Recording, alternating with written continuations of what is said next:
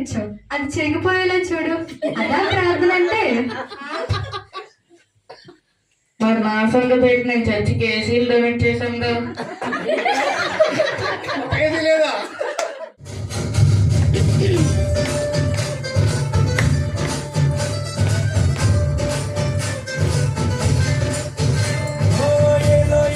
నా 10,000 ఇప్పుడు నా దగ్గర ఎక్కడ ఉన్నాయమ్మా? నా దగ్గర ఒక్క పైసా కూడా లేదు.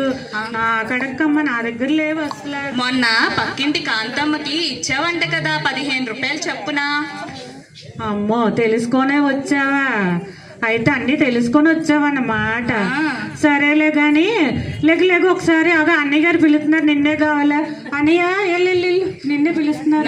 నా డబ్బులన్నీ వడ్డీ చప్పు నువ్వే తిన్నా.